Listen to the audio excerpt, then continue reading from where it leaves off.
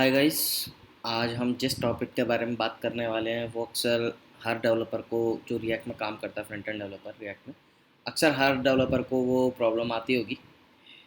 जो कि जैसे आपने देखा होगा, कोई भी हम पेरेंट कंपोनेंट बनाते हैं, चाइल्ड कंपोनेंट उसके अंदर बनाते हैं, तो पेरेंट कंपोनेंट में हम कुछ भी अपडेट करते हैं तो चाइल्ड कंपोनेंट री रेंडर होता है। तो आज का टॉपिक उसी के ऊपर है कि हाउ टू प्रिवेंट अनवांटेड री रेंडरिंग ऑफ चाइल्ड कंपोनेंट। तो चलो शुरू करते हैं। मैंने एक एग्जांपल बनाया हुआ है, ऑलरेडी स्क्रीन पे आपको दिख रहा होगा। एक ऐप फाइल मैंने बनाया हुआ, एक ऐप कंपोनेंट है, ठीक है। उसके अंदर मैंने एक चाइल्ड कंपोनेंट कॉल कराया हुआ है। इसमें कुछ नहीं है। इस कंपोनेंट में क्या है कि एक मैंने बटन बनाया हुआ है, काउंट को स्टेट में रखा हुआ, मैनेज किया हुआ है। देन इंक्रीज का बटन बनाया हुआ है, वो जस्ट काउंट को इंक्रीज करता है, दैट्स इट। और एक चाइल्ड कंपोनेंट बनाया हुआ है, उसमें कुछ नहीं है। H1 है, एक H1 टैग है, और मैंने एक नेम जो स्ट्रिंग पास की हुई है वहाँ से, आप देख रहे होगे, नेम मैंने एक प्रॉप पास किया हुआ है वहाँ, और वो डिस्प्ले करा रहा हूँ मैं यहाँ पर, ठीक है। सिंपल। अब मैं एक बार हम रन करके देख लेते हैं कि चाइल्ड कंपोनेंट रन री रेंडर हो रहा है या नहीं। Child component first time render तो होगा ही होगा, ठीक है। फर्स्ट टाइम इनिशियल रेंडर में तो सब होते ही हैं। अब मैं इंक्रीज़ का बटन प्रेस करता हूँ। ये देखिए, हर बटन के क्लिक पे ये कॉल हो रहा है, रेंडर हो रहा है, जबकि इसमें कोई चेंज नहीं हो रहा। चाइल्ड कंपोनेंट में कुछ भी चेंज नहीं किया हमने, इवन देन इट इज़ री रेंडरिंग। तो यही हमारी प्रॉब्लम है। आज आज बेसिकली इसी प्रॉब्लम को सॉल्व करने वाले हैं। तो एक्चुअली आज का टॉपिक एक मेमोइजेशन पे भी हम कर सकते हैं कि हम किसी भी हमारे एप्लीकेशन को कैसे हम ऑप्टिमाइज़ कर सकते हैं, हम अपने कंपोनेंट को कैसे ऑप्टिमाइज़ कर सकते हैं, वो भी इसी में कवर हो जाएगा बेसिकली। तो चलो मैं आगे बढ़ता हूँ, बताता हूँ। तो अब इस प्रॉब्लम को सॉल्व करने के लिए सिंपल, हमें कुछ नहीं करना है। रिएक्ट में हुक ऑलरेडी प्रेजेंट है, क्योंकि हम फंक्शनल कंपोनेंट पे अक्सर जितने भी कंपोनेंट हम बनाते हैं, फंक्शनल कंपोनेंट बनाते हैं, तो उसके लिए हुक्स प्रोवाइड किए हुए हैं रिएक्ट ने। तो उसमें से एक हुक है मेमो, रिएक्ट मेमो।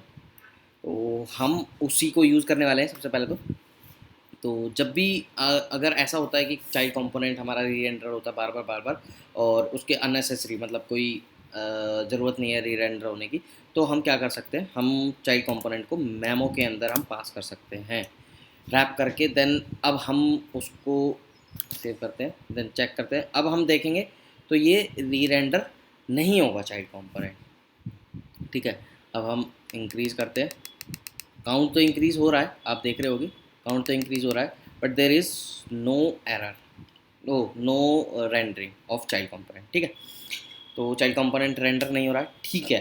अभी यहाँ तक के लिए ठीक है कि हमने एक स्ट्रिंग पास की थी प्रॉप में, और सिंपली चाइल्ड कंपोनेंट रेंडर नहीं हो रहा है, हमने मेमो यूज़ किया, ठीक, दैट्स इट।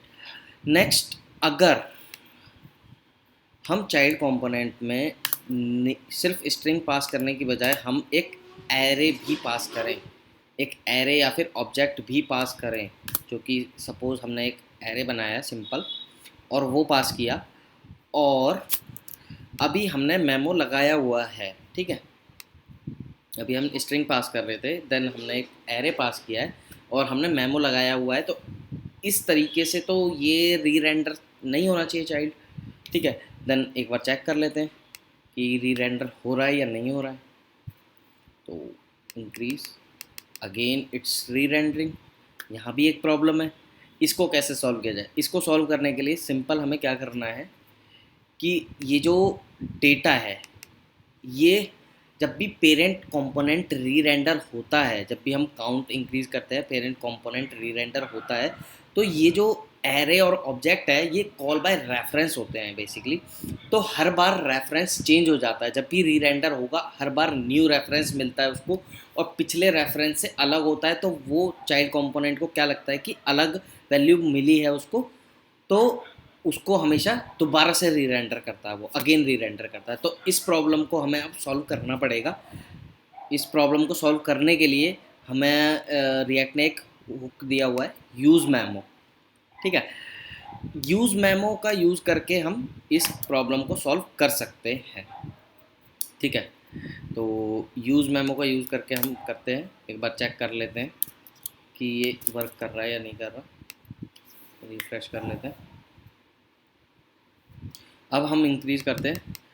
अब आप देख रहे हो कि काउंट इंक्रीज़ हो रहा है लेकिन कंपोनेंट री रेंडर नहीं हो रहा है, चाइल्ड कंपोनेंट री रेंडर नहीं हो रहा है। तो हमारी ये प्रॉब्लम भी सॉल्व हो गई।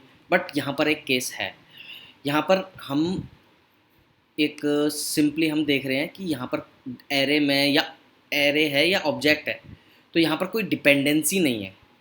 आप देखते हो यूज़ मेमो हम यूज़ करते हैं, यहाँ पर हम डिपेंडेंसीज डालते हैं कि अगर वो डिपेंडेंसी इनमें से कोई भी एक डिपेंडेंसी चेंज होगी तो ये दोबारा से कॉल होगा, अदरवाइज़ नहीं होगा। ये यूज़ मेमो का हमारा मतलब काम होता है।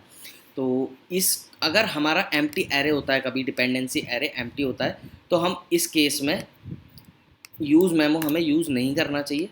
इस केस में हम क्या कर सकते हैं कि इसको उठा करके हम आउट ऑफ द फंक्शन रख सकते हैं, तब भी हमारा री रेंडर नहीं होगा कंपोनेंट। आपको मैं दिखा देता हूँ।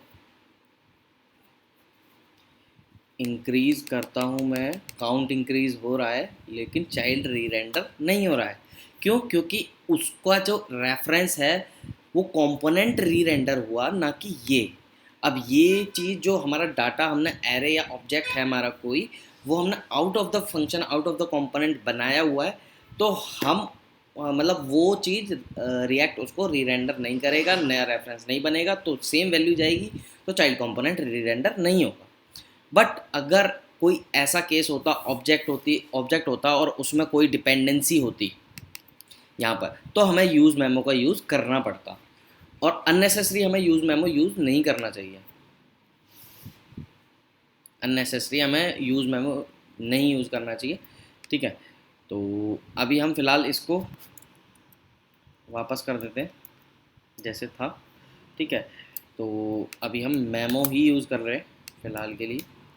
ठीक है, अब यहाँ पर हो गया, ओके है। मेमो का यूज़ करके हम री रेंडरिंग बचा रहे हैं। अब एक केस ऐसा भी हो सकता है कि हमें फंक्शन पास करना पड़ जाए कोई, क्योंकि अभी तक तो हमने प्रिमिटिव्स पास किए हैं, चाइल्ड कंपोनेंट में हमने प्रिमिटिव्स पास किए हैं। ऐसा भी हो सकता है हमें कॉल बैक पास करना पड़े, तो हम वो सिनेरियो कवर कर लेते हैं। हमने यहाँ पर क्या किया है, एक कॉल बैक पास किया हुआ है, फैच डेटा। उसको मैं अनकमेंट कर लेता हूँ। फैच डेटा हमारा ये रहा। ठीक है, ये अब फैच डेटा है वहाँ पर। अब हमने फंक्शन पास किया है। अब क्या होना चाहिए, सही मायने में तो ये री रेंडरिंग नहीं होनी चाहिए। क्यों? क्योंकि यूज़ मेमो हमने लगाया हुआ है डाटा के लिए, इसके लिए। ठीक है, और वो उस चाइल्ड कंपोनेंट को भी हमने मेमो में पास किया हुआ है। ठीक है, रैप किया हुआ है। तो एक बार देख लेते हैं कि री रेंडरिंग हो रही है या नहीं हो रही है चाइल्ड कंपोनेंट की, क्योंकि हमने अब इस बार एक फंक्शन भी एज अ प्रॉप पास किया है। अब हम इंक्रीज़ के बटन पर क्लिक करते हैं, काउंट इंक्रीज़ हो रहा है, साथ के साथ री रेंडरिंग भी हो रही है। आप देख रहे हो चाइल्ड री रेंडर हो रहा है, 9 टाइम्स री रेंडर हो चुका है। ठीक है, तो अब यहाँ पर ये क्यों होता है, यहाँ पर भी वही सेम प्रॉब्लम है जैसे हमने एरे का डिस्कस किया था। अभी सेम प्रॉब्लम फंक्शन के साथ है। अगर हम कोई कॉल बैक यूज़ करते हैं तो उस केस में भी यही प्रॉब्लम होती है। अब उसको हम प्रिवेंट करने के लिए, री रेंडरिंग प्रिवेंट करने के लिए फंक्शन के केस में हम उसको क्या करते हैं, यूज़ कॉल बैक। रिएक्ट का एक हुक है यूज़ कॉल बैक, हम उसको यूज़ करते हैं। तो हम इसको ले लेते हैं। ठीक है, ये हो गया। ठीक है, अब हम देखते हैं कि क्या हमारा चाइल्ड री रेंडर हो रहा है, क्योंकि अब हमने यूज़ कॉल बैक उसमें फिट कर दिया है। तो अब देखते हैं काउंट हमारा इंक्रीज़ हो रहा है और चाइल्ड री रेंडर नहीं हो रहा है। तो गाइज आपने देखा, मतलब हम कोई भी एक ऑप्टिमाइज, क्योंकि ये जो चाइल्ड कंपोनेंट था हमारा, ये ऑप्टिमाइज्ड कंपोनेंट था, क्योंकि हमने इसको मेमो में पास किया है, तो इसका मतलब ये ऑप्टिमाइज्ड है। इसमें वैल्यूज़ चेंज होंगी तभी ये रेंडर होगा। तो यानी कि अगर कोई ऑप्टिमाइज्ड कंपोनेंट हम बनाते हैं तो उसमें कोई भी हम प्रॉप पास करते हैं वो ऑप्टिमाइज्ड वे में पास करते हैं। तो उसके लिए अगर कोई एरे या फिर ऑब्जेक्ट है, तो उसको हम क्या करेंगे, उसको पास करते हैं एक यूज़ मेमो के थ्रू। हम उसको कवर करते हैं। और अगर कोई हमारा फंक्शन है तो उसको हम करते हैं यूज़ कॉल बैक के थ्रू। कोई भी हमारा हम कॉल बैक प्रॉप में पास कर रहे हैं तो हम उसको यूज़ कॉल बैक का प्रॉप हुक का यूज़ करके हम उसे पास करते हैं, ताकि हमारे चाइल्ड की री रेंडरिंग अननेसेसरी ना हो। सो थैंक यू गाइस, आज के लिए इतना ही। मिलते हैं अगली वीडियो में। Bye bye.